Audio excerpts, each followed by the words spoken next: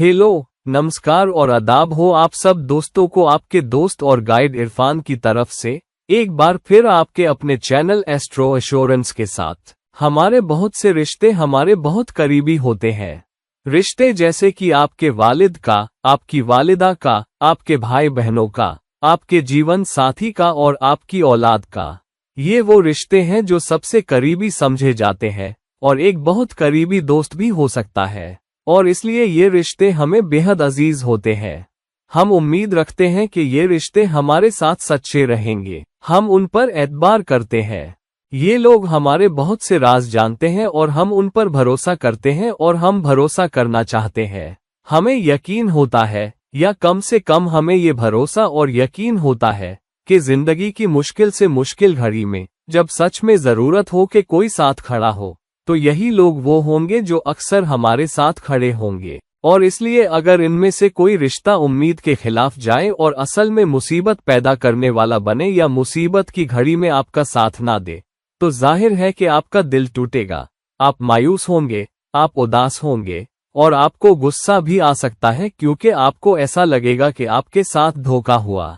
और इसलिए ये जानना और समझना बहुत जरूरी है कि हमारी जिंदगी के ज्यादातर हिस्से में ये कौन से रिश्ते हैं जो हमारे साथ सच्चे रहेंगे। वो कौन से रिश्ते हैं जिन पर हम सबसे ज्यादा भरोसा कर सकते हैं, जो हमारे साथ खड़े होंगे, जो हमें तसल्ली देंगे, हमारा साथ देंगे और जो हमारे खिलाफ नहीं जाएंगे या हमारी जिंदगी में असली मुसीबत बनकर नहीं उभरेंगे। क्योंकि इनमें से कुछ रिश्ते सबसे बड़े मुसीबतगार भी हो सकते हैं। बाकी रिश्तों से हम किनारा कर सकते हैं, लेकिन ये रिश्ते अहम है, बेहद करीबी है, और इसलिए ये सबसे सुकून देने वाले रिश्ते हो सकते हैं। लेकिन यही सबसे ज्यादा परेशान करने वाले रिश्ते भी हो सकते हैं अगर उस रिश्ते में बंधा इंसान आपके ही खिलाफ हो जाए। अब ये बात क्यों है कि कुछ लोगों की जिंदगी में कुछ रिश्ते बाकी सबसे ज्यादा मुश्किल होते हैं? आमतौर पर हम देखते हैं कि माँ का रिश्ता सबसे ज्यादा देखभाल करने वाला, सुकून देने वाला, प्यार और मोहब्बत से भरपूर और सबसे सहारा देने वाला रिश्ता समझा जाता है। लेकिन हम बहुत से लोगों से दर्दनाक किस्से भी सुनते हैं कि मेरी माँ के साथ मेरे रिश्ते बिल्कुल अच्छे नहीं हैं। खुदा न करे कोई माँ के लिए बुरे अल्फाज भी इस्तेमाल कर सकता है, और कुछ लोग अपनी माँ से बात तक नहीं करते और हो सकता है कि वो एक दूसरे से इतने नाराज हो कि एक दूसरे का मुंह देखना तक गवारा ना हो। तो मैं माँ की ये मिसाल क्यों दे रहा हूँ? इसलिए कि अगर ये खास रिश्ता सबसे मुश्किल या मुश्किल रिश्तों में से एक है, या आपकी उम्मीदों के मुताबिक साथ नहीं देता, तो आप अच्छी तरह समझ सकते हैं कि आप पर अपनी गुज़िश्ता जिंदगी का कोई कर्म ऋण है, और वही कर्म ऋण आपके रिश्तों पर ये दाग लगा रहा है। और ये सिर्फ माँ के रिश्ते की बात नहीं है। ये तमाम रिश्ते, जैसे कि जैमिनी कारकों के हिसाब से आत्मकारक, अमात्य कारक, दारा कारक, पुत्र कारक, ये सब बहुत ही कर्म वाले रिश्ते होते हैं। तो वालिद, वालिदा, औलाद, जीवन साथी, भाई बहन और करीबी दोस्त, ये रिश्ते आमतौर पर बहुत कर्म वाले होते हैं और इनका लेन देन जारी रहता है। अगर आप पर उनका कर्म ऋण है तो आपको उसे उतारना होगा, और अगर उन पर आपका कर्म ऋण है तो वो आपकी मौजूदा जिंदगी में किसी न किसी रिश्ते में आएंगे और फिर वो आपका कर्म ऋण उतारेंगे।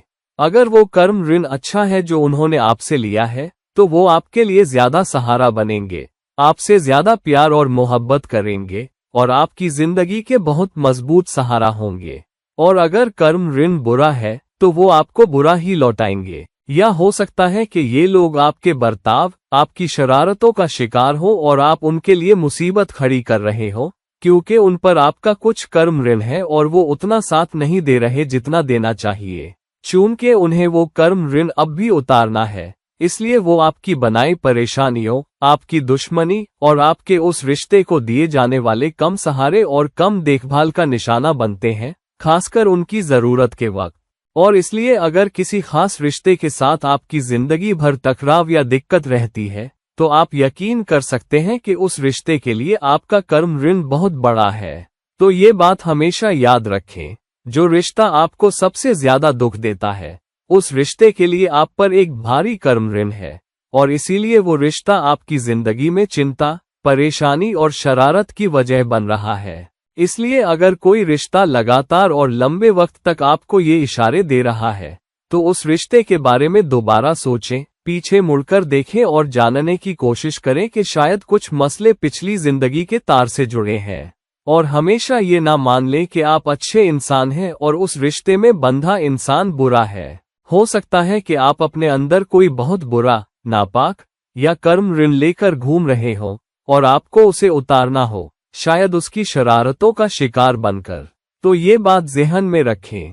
रिश्तों की इन परेशानियों से बचने का सबसे आसान तरीका है इन करीबी रिश्तों के साथ अच्छा बर्ताव करना।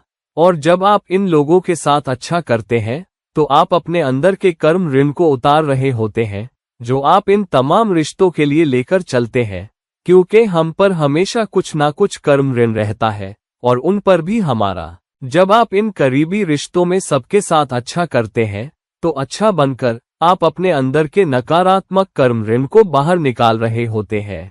इन रिश्तों में लोगों को अपने साथ अच्छा करने दें, लेकिन कुछ हद तक लोगों को अपने साथ बुरा करने भी दें। जब आप लोगों को बुरा करने देते हैं तो आप उन्हें भी मौका देते हैं कि वो आपके साथ अपना कर्म ऋण बराबर कर सके, और ऐसे में वो भी नकारात्मक ऊर्जा निकाल रहे होते हैं और सकारात्मक ऊर्जा ले रहे होते हैं। इसलिए अगर इनमें से किसी रिश्ते में कोई आपके साथ बुरा कर रहा है तो हो सकता है कि आप पर उनका बहुत भारी कर्म ऋण हो और आपके साथ बुराई करके आप अपना कर्म ऋण उतार रहे हैं।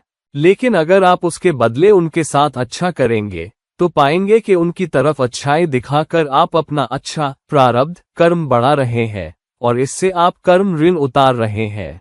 इसलिए अगर कोई रिश्ता आपके लिए परेशानी भरा है तो आमतौर पर वो रिश्ता तब सबसे ज्यादा परेशान करेगा जब बहुत सारे कारक उसमें नकारात्मकता जोड़ रहे हों। मिसाल के तौर पर माँ के रिश्ते को चांद देखता है जो कि माँ का कारक है, फिर चौथा घर और फिर जैमिनी सूत्रों के हिसाब से भी। अगर ये सब आपस में तालमेल नहीं खाते, मसलन चांद बहुत मजबूत जगह पर है लेकिन चौथा घर परेशान है, तो आप देखेंगे कि दोनों में तालमेल होगा। आपकी माँ के साथ आपके रिश्ते में कभी मिठास होगी तो कभी कड़वाहट, कभी ऊंचाइयां होंगी तो कभी नीचे गिरना, कुछ प्यार और मोहब्बत भी होगी। लेकिन आपको माँ के साथ रिश्ते में किसी और की निस्बत ज्यादा उतार चढ़ाव झेलने पड़ सकते हैं। बस इसी वजह से अगर बात जीवन साथी की हो तो फिर दारा कारक आता है समीकरण में, यानी आपकी कुंडली में सबसे कम अंक वाला ग्रह, और ये 7वें घर का मालिक होता है जो जीवन साथी को भी दिखाता है। और फिर अगर आप मर्द हैं तो शुक्र भी कारक है। तो अगर आप पाते हैं कि ये तीनों 7वें घर का मालिक ग्रह दबा हुआ है, शुक्र दबा हुआ है और सबसे कम अंक वाला ग्रह यानी दारा कारक भी दबा हुआ है, तो जीवन साथी के साथ चुनौतियां ज्यादा होंगी। फिर आप ये भी समझ सकते हैं कि हो सकता है आप बहुत सारा कर्म ऋण लेकर चल रहे हैं और उसे उतारने की जरूरत है। तो अपनी कुंडली में देखें कौन से रिश्ते के कारक मुसीबत की निशानी दे रहे हैं। अगर आपकी कुंडली में सूरज दबा हुआ है और मुसीबत दे रहा है तो हो सकता है कि वालिद के साथ रिश्ते में तकलीफ हो। लेकिन ये रिश्ता वालिद तक ही सीमित नहीं है, क्योंकि सूरज नेता और अधिकारियों का भी प्रतीक है। तो ये मैनेजर, सुपरवाइजर और कभी कभी आपके गुरु भी हो सकते हैं। तब आपको दूसरे कारकों को भी जोड़कर देखना होगा। उदाहरण के तौर पर वृश्चिक लग्न वालों के लिए सूरज 10वें घर का मालिक होता है, और अगर सूरज दबा हुआ है तो शायद वालिद के साथ रिश्ते में इतनी दिक्कत ना हो, लेकिन सूरज 10वें घर का मालिक होने की वजह से आपके सुपरवाइजर और मैनेजर के साथ रिश्ते मुसीबत बन सकते हैं।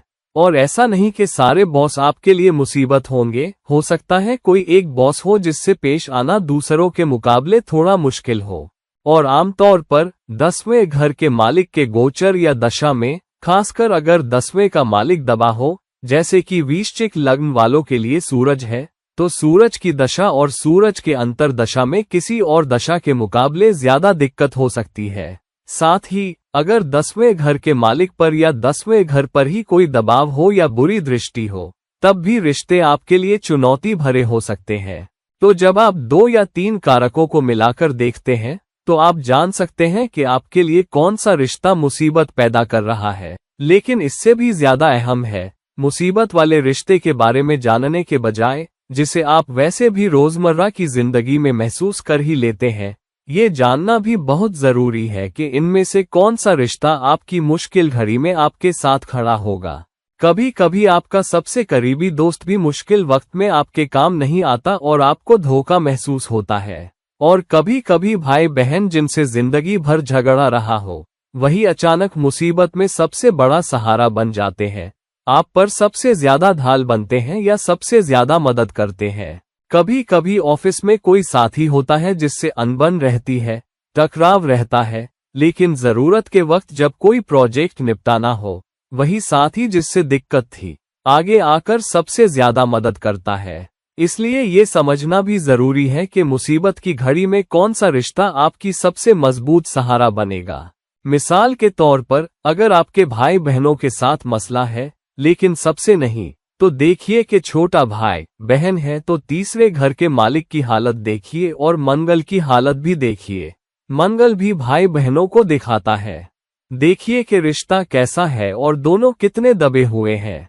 अगर दोनों दबे हुए हैं तो संभावना है कि छोटे भाई बहन से दूसरों के मुकाबले ज्यादा दिक्कत होगी। अगर मसला 11वें घर के मालिक का है तो 11वां घर बड़े भाई बहन को दिखाता है और चुनौती बड़े भाई बहन के साथ ज्यादा होगी। लेकिन अगर ये रिश्ता दूसरे घर से जुड़ जाए तो ये जुड़ाव और गहरा होगा। यहाँ मैं पैसों की बात नहीं कर रहा, क्योंकि दूसरे और 11वें घर का आपस में जुड़ना पैसों के लिहाज से अच्छा माना जाता है, लेकिन यहाँ हम रिश्तों की बात कर रहे हैं। अगर 11वां घर किसी मुश्किल हालत में हो या किसी तरह दूसरे घर से जुड़ा हो और वो रिश्ता चुनौतीपूर्ण हो, तो भाई बहन के साथ दिक्कत ज्यादा होगी या फिर समाज या दोस्तों के साथ ज्यादा दिक्कत होगी, क्योंकि 11वां घर दोस्ती, सामाजिक जुड़ाव और आपके सामाजिक नेटवर्क को भी दिखाता है। तो जुड़ाव देखिए और ये भी देखिए कि क्या ये भ्रातृ कारक भी है। अगर हाँ, तो चुनौतियां और ज्यादा होंगी, अगर नहीं तो चुनौतियां कम होंगी। इसी तरह वालिद के रिश्ते के लिए देखिए कि 9वें घर के मालिक पर क्या असर है। 9वें घर में कोई बुरा ग्रह तो नहीं है, सूरज की हालत कैसी है, और जैमिनी सूत्रों के हिसाब से भी देखिए कि वो कितने मजबूत या कमजोर है। लेकिन साथ ही ये भी देखिए कि आप उनके साथ कैसा बर्ताव कर रहे हैं, क्योंकि जैसा मैंने कहा, रिश्तों में जो भी नकारात्मक कर्म आपकी तरफ से या उनकी तरफ से है, उसे बहुत हद तक कम किया जा सकता है अगर आप उस रिश्ते के साथ बहुत अच्छा बर्ताव करें। तो अगर आपको वालिद के साथ दिक्कत है तो हो सकता है कि आप पर उनका कर्म ऋण हो और इसीलिए रिश्ता आपको चुनौतियां दे रहा है। इसलिए वालिद के साथ बहुत अच्छा कीजिए, उनके साथ ज्यादा सब्र कीजिए, गौर से उनकी बात सुनिए, खासकर अगर वो शिकायत कर रहे हो या आपके बारे में शक कर रहे हो या नकारात्मक बातें कह रहे हो। और आप पाएंगे कि उस रिश्ते के प्रति अच्छा बर्ताव करके आप कर्म ऋण उतार रहे हैं और फिर आप रिश्ते के कठोर पहलुओं को नरम कर रहे हैं। और समय के साथ, खासकर जब ग्रह परिपक्व होता है या परिपक्वता की आयु की ओर बढ़ता है, आप पाएंगे कि रिश्ते आसान और बेहतर होते जाते हैं और यही रिश्ते फिर आपके साथ खड़े होंगे। कभी कभी कैसे पता चले कि किसी रिश्ते पर भरोसा किया जा सकता है? कभी हम सोचते हैं कि वालिद पर भरोसा कर सकते हैं, कभी सोचते हैं कि जीवन साथी पर भरोसा कर सकते हैं। लेकिन क्या हो अगर जीवन साथी के साथ ही अनबन हो जाए और अलग होने का फैसला कर ले, तो फिर जीवन साथी आपके लिए उतना अच्छा नहीं रहेगा। मुकदमेबाजी हो सकती है, साझी जायदाद पर दावे और जवाबी दावे हो सकते हैं, और भी बहुत कुछ। और इसलिए ये बहुत जरूरी है पहले से ही, खासकर उन रिश्तों को जो हमें कुदरती तौर पर नहीं मिलते, जैसे वालिद, वालिदा या भाई बहन, उन्हें बहुत सोच समझकर चुनना।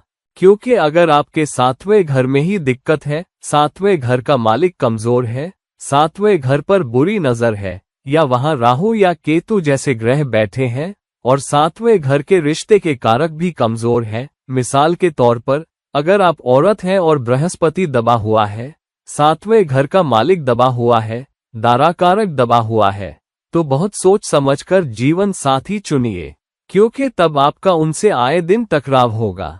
और कभी कभी शुरू के साल अच्छे गुजरते हैं, लेकिन बाद में रिश्ते में इतनी दिक्कतें आएंगी कि वो रिश्ता आपको अदालत तक ले जाएगा, आप पर दावे करेगा और आपकी जिंदगी में बहुत सारी परेशानियों की जड़ बन सकता है। इसलिए बहुत सोच समझकर चुनाव कीजिए, खासकर उन रिश्तों का जिन्हें हम चुनकर बनाते हैं।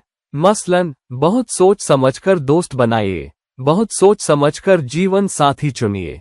करीबी दोस्त बेशक बहुत अहम रिश्ता होते हैं, क्योंकि कभी कभी बहुत से रिश्ते साथ नहीं देते, लेकिन दोस्त बहुत बड़ा सहारा बन जाते हैं। तो सावधानी बरतिए कि किसे आप अपने सबसे करीबी घेरे में आने देते हैं, किस पर सबसे ज्यादा भरोसा करते हैं, किसे अपना बेस्ट फ्रेंड कहते हैं, और क्या वो सचमुच आपके उस भरोसे के काबिल हैं या नहीं। तो चुनाव करने से पहले 2 या 3 कारकों को एक साथ देखिए। ग्रहों की ताकत और उनकी स्थिति देखिए, और उनके साथ अपने तजुर्बात को भी देखिए कि क्या आप उन पर भरोसा कर सकते हैं या नहीं, और क्या वो लोग आपके साथ खड़े होंगे या नहीं। और अगर आपको लगता है कि आप इन रिश्तों को सचमुच अपने करीब रखना चाहते हैं और लंबे वक्त तक, तो उनके साथ बहुत अच्छा बर्ताव कीजिए, इज्जत दीजिए, उन्हें धील दीजिए, सब्र कीजिए, उन्हें खुली जगह दीजिए, उनसे कम उम्मीद रखिए और उनके लिए ज्यादा कीजिए, और वो थोड़ा भी करे तो उसके लिए शुक्रगुजार रहिए, और अपनी तरफ से उनके लिए उतना ही या उससे ज्यादा कीजिए जितना वो आपके लिए करते हैं, क्योंकि इससे रिश्ते बेहतर होंगे, आपकी जिंदगी में ज्यादा प्यार और मोहब्बत होगी, आपको ज्यादा सहारा मिलेगा, आप कर्म ऋण उतार पाएंगे, और मुश्किल वक्त आने पर आप अकेले और बेसहारा महसूस नहीं करेंगे। इसलिए दोस्तों, अपनी अपनी कुंडली में झांकिए और खुद फैसला कीजिए कि आपके लिए सबसे मजबूत रिश्ते कौन से हैं। किन रिश्तों को आप अपने रवैये, अपने बर्ताव और कभी कभी एक साधारण माफी से बेहतर कर सकते हैं, और आपकी सच में मुश्किल और परेशानी भरी घड़ी में कौन आपके साथ खड़ा होगा। तो दोस्तों, इस वीडियो को लाइक कीजिए, शेयर कीजिए, और अगर आप मुझसे निजी राय या सलाह चाहते हैं तो नीचे दिए गए लिंक्स पर मुझसे राब्ता कर सकते हैं। और किसी और वक्त किसी और वीडियो के साथ, तब तक के लिए आपका दोस्त और गाइड इरफान आपसे इजाजत चाहता है। नमस्कार।